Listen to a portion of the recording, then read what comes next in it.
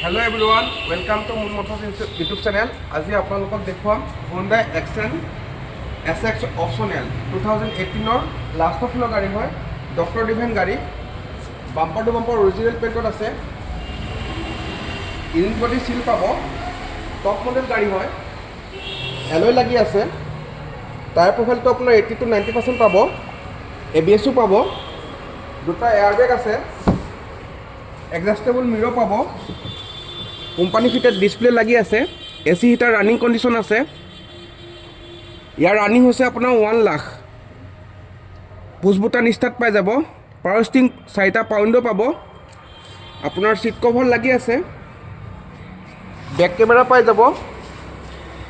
ইয়াৰ asking আছে আপোনাৰ 430, on table negotiable হ'ব। 130 মান ডাউন পেমেণ্ট দিলে গাড়ীখন ফাইনেন্সত লৈ যাব পাৰিব।